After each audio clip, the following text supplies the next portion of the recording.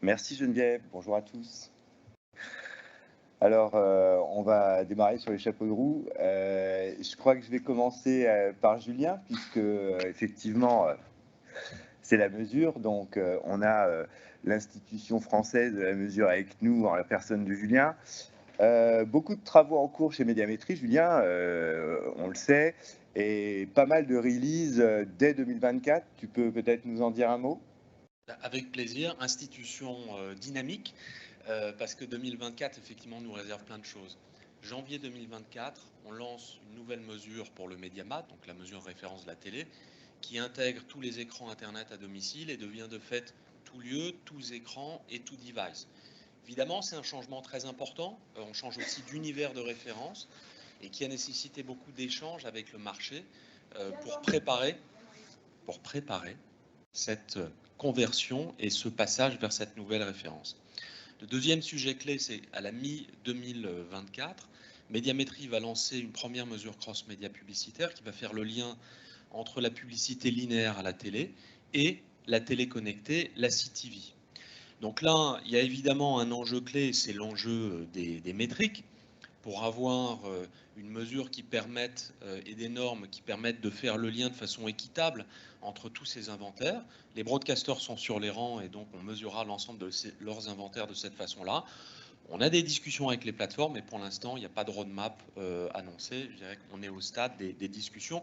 Tout ça est discuté dans un atelier cross-média dans lequel il y a les agences, les annonceurs, les broadcasters et des plateformes également pour parler de tout ça. Je voudrais dire un dernier mot avant de passer la parole à mes camarades et amis.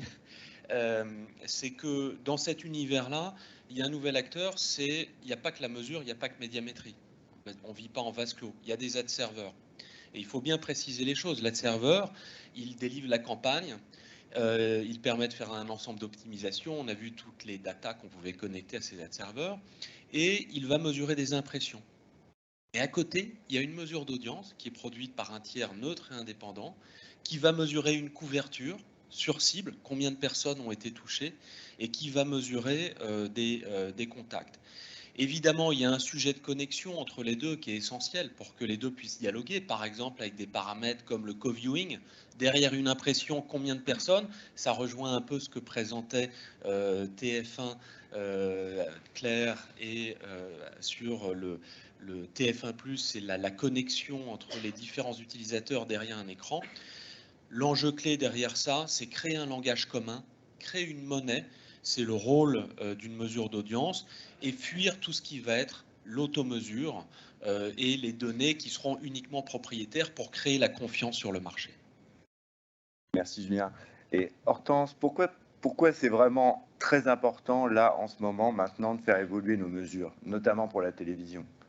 Bonjour à tous. Alors en effet, je voulais revenir sur les raisons pour lesquelles il nous semble crucial pour les broadcasters de faire évoluer cette mesure, mais également les conditions dans lesquelles cette mesure doit être mise en place. Donc on l'a vu un petit peu ce matin, on fait face à un paysage audiovisuel qui est en pleine mutation. Et nous, les broadcasters, eh bien, on est au plein cœur de cette révolution avec une fragmentation et une convergence de nos audiences. Et pour les marques, cette délinéarisation constante, eh bien, elle offre pas mal d'opportunités, mais dont elles doivent pouvoir mesurer les performances. Alors ces opportunités, quelles sont-elles? Sylvia en a un petit peu parlé tout à l'heure. C'est d'abord une promesse de couverture additionnelle pour leur campagne, avec des audiences élargies qui vont combiner le linéaire et le non linéaire, en particulier sur le poste de télévision, qui permet de maximiser le taux d'écoute conjointe. Et à cette promesse d'audience élargie et de couverture s'ajoute une promesse d'adressabilité avec des datas de qualité, les datas de nos logués, les datas des opérateurs, les datas, on l'a vu, des retailers, avec en plus tous les standards qualitatifs de la télé. Donc quelques chiffres précis pour vous montrer à quel point aujourd'hui le non-linéaire est important dans l'audience globale de nos programmes. Sur des programmes comme Koh-Lanta ou HPI, c'est quasiment 30% des audiences qui se font en non linéaire. Sur un programme comme Pékin Express, on va monter jusqu'à 38%. Et sur des programmes qui ciblent les plus jeunes, comme les 50, c'est quasiment 60% de l'audience des 15-34 qui se fait en non linéaire. Donc pour les marques, dans leur recherche d'efficacité et de pertinence, elles ont besoin aujourd'hui d'une mesure qui va capturer ces nouveaux usages et une mesure qui soit industrielle et intégrée dans les outils. Alors une fois qu'on a dit ça, c'est bien, mais voilà, dans quelles conditions doit se mettre en place cette mesure? Alors Julien l'a dit, hein, le premier prérequis pour nous, c'est d'avoir des standards unifiés, mesurés par un tiers neutre et indépendant. Donc ça, pourquoi c'est important pour nous? Parce que ça va permettre de redonner un peu d'équité à ce marché, puisqu'on sait aujourd'hui que beaucoup d'acteurs continuent à pratiquer l'automesure, qui permet malheureusement souvent de cacher certains standards de qualité médiocre. C'est un prérequis, mais ce n'est pas suffisant. Et nous, on a une conviction au sein du SNPTV, c'est que tout l'esprit d'exigence qui a présidé à la mise en place des standards de la mesure télé doit se retrouver dans cette future mesure vidéo. Et toute la définition du contact va être primordiale si on ne veut pas s'orienter vers des standards de qualité médiocre, comme parfois il existe sur le digital. Donc notre objectif, il est clair, c'est d'avoir une mesure fiable, basée sur des standards de qualité qui soient unanimement reconnus. Donc on va être face à des enjeux politiques, hein, si on veut avoir un consensus et qu'on veut que le plus grand nombre d'acteurs nous rejoignent. Également des enjeux techniques, si on doit faire face à la diversité des plateformes, des devices, mais on a vraiment le sentiment qu'il faut surpasser ces enjeux pour atteindre notre objectif commun. Et juste pour terminer, je voudrais préciser que c'est vraiment la collaboration, ça fera la transition avec Anne-Sophie, c'est vraiment la collaboration qui doit aujourd'hui guider nos efforts sur la mise en place de cette mesure cross-média. Et un succès durable n'est atteignable que dans une coopération franche, coopération entre les chaînes de télé, coopération avec les mesureurs, coopération avec les interprofessions et coopération avec les plateformes si tant est qu'elles veuillent collaborer avec nous. Alors, tu l'as dit, et vraiment, la collaboration, c'est quelque chose qu'on doit tous actionner ensemble, et peut-être certains d'entre vous ont entendu parler de petites péripéties l'année dernière quand on a voulu essayer de proposer le CPM comme monnaie. Et en fait, peut-être on avait été trop vite, et peut-être que surtout, on n'avait pas bien mesuré en fait ce débat qu'il pouvait y avoir entre une impression et un contact. Et c'est vrai que Médiamétrie a fait récemment un travail assez remettre l'église au milieu du village, justement, c'est quoi une impression, c'est quoi un contact, et c'est ça aussi qui nous a amené avec l'UDECAM, avec l'Union des marques, à lancer une grande réflexion pendant 6 mois, même un peu plus, puisque ça durera jusqu'en mai, pour qu'on parle effectivement au sein de ces groupes de travail de sur quel segment de la vidéo qui est tellement protéiforme, il va falloir mettre en œuvre des définitions de contact communes, puisque c'est ces segments qui seront activés simultanément par les clients pour servir les mêmes objectifs dans une même campagne. Alors Anne-Sophie, puisque l'UDECAM est très partie prenante de ces groupes de travail, on est content, on en est très content. La définition du contact, c'est vraiment la base, la définition des segments. Comment tu prendrais le problème ? Alors, on a eu, vous vous doutez bien, énormément de discussions au sein des différentes interprofessions. Effectivement, les péripéties que Laurent évoquait étaient amenées par la réflexion qui est que, avant tout, en fait, le rôle des agences, c'est d'accompagner les marques dans leur rencontre avec leur public. Et donc, comment on pilote finalement cette convergence, comment on pilote cette consommation des formats vidéo qui a énormément évolué et comment on fait pour qu'il y ait une convergence dans ce pilotage et dans cette planification des campagnes. Une fois qu'on s'est dit ça, effectivement, on arrive à la question de est-ce que tout est format vidéo, est-ce que tout est comparable, est-ce qu'on peut mettre des choux et des carottes sous couvert que ce soit un format vidéo dans la même analyse. En l'occurrence, on arrive à des conclusions que non. Et tout l'enjeu de ces groupes de travail, ça va être de se dire qu'est-ce qu'on a envie de considérer comme identique, toujours au prisme de ces objectifs de couverture des individus au bout de la chaîne, je dirais, et comment on va faire ça et quelle nomenclature on va poser. Sachant qu'il y a des objectifs de planification qui, eux-mêmes, ne sont pas les mêmes, puisqu'on peut avoir des objectifs de couverture massive, et auquel cas, effectivement, les formats issus du broadcast font tout leur sens, et légitimement d'autres formats viennent compléter ça, mais on peut être aussi dans des logiques de précision, et auquel cas l'adressabilité, donc finalement le besoin d'aller chercher une cible très précise, peut justifier qu'on soit sur des formats différents qui ne sont pas forcément sur les mêmes standards équivalents en tout cas au format on va considérer ceux de la télévision. Et si je devais te proposer 2 ou 3 axes de segmentation comme ça, peut-être tu pourrais me dire ce qui te semble pertinent. Moi, je pourrais proposer, il y a l'adressable et le broadcast, c'est-à-dire le non adressable, le reach massif. Ça peut être une forme de segmentation. La taille de l'écran, est-ce que la taille de l'écran, ça a vraiment un sens dans une segmentation pour actionner de la vidéo dans une campagne?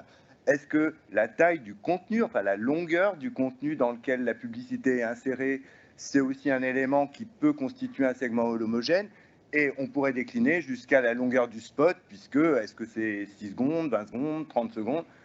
À ton avis, c'est quelles sont les combinaisons dans lesquelles il y aura besoin d'une vraie homogénéité?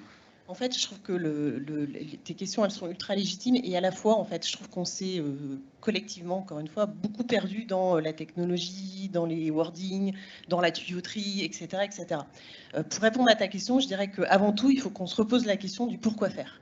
Et en fait, on a des objectifs extrêmement simples de je veux couvrir massivement une population parce que je suis une marque de grande consommation et que finalement, ce qui fait mon business, c'est cette couverture extrêmement large. Donc là plutôt broadcast, et au contraire j'ai un objectif de génération de leads ou d'achat, etc.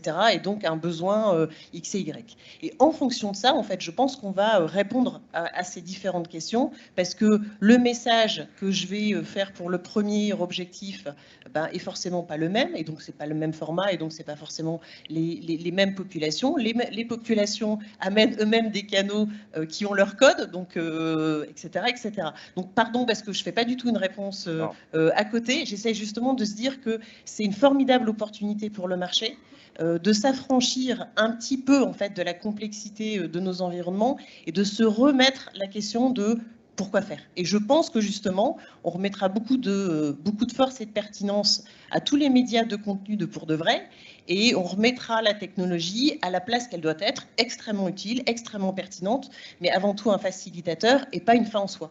Et parfois, on met la tech comme une fin en soi et pas comme un objet. Enfin, vous avez compris. Voilà. Donc, c'est vrai que pour nous, par rapport à ce que citait Hortense sur la délinéarisation même de nos contenus, là où nous, on en a besoin, les régies, et je dis pourquoi on en a besoin, c'est que plus ça va et plus ça va aller. Vous avez vu TF1+, et je suis sûr que M6 a des formidables projets également, et tous nos camarades aussi. De plus en plus, on va avoir de la délinéarisation et des contacts qu'on va pouvoir proposer aux clients qui viennent d'ailleurs que du broadcast. Et c'est vrai que pour répondre au mieux possible à vos besoins, on a besoin de nous, à l'intérieur des régies, de les interopérer en fait. Puisqu'aujourd'hui, le fait qu'on n'ait pas de définition de contact commune, eh ben, on est dans le silo broadcast d'un côté et dans le silo, j'allais dire, digital de l'autre. Or, par rapport à ce que dit Anne-Sophie, on peut tout à fait envisager que nos inventaires adressables, puisque digital égale adressable, puisque logué, etc., ils puissent à la fois être activés en complément du broadcast pour rattraper du reach sur certaines cibles sur lesquelles on en perd, mais également en adressabilité pure. Tu réagirais comment par rapport à ça? Enfin, vous, réagiriez comment? Alors, pour le coup, je suis complètement à l'aise avec ce que tu viens de dire. Je pense que justement, il faut sortir des catégories. Je pense que tout le monde, en tout cas la plupart des grands groupes médias ont aujourd'hui des inventaires qui sont assez liquides et qu'en fait, il faut repartir sur exactement ce que tu viens de dire. Et donc, il n'y a pas, je vais faire... pardon, mais TF1 broadcaster et puis pas acteur du digital, ou TF1 acteur du reach et pas de la performance, plus du tout. Je pense qu'il faut s'affranchir de ça et justement planifier de manière extrêmement liquide, enfin sans silo, ces inventaires. Ok, parfait. Je pense que tu es contente de nous, Geneviève. Merci beaucoup. Merci.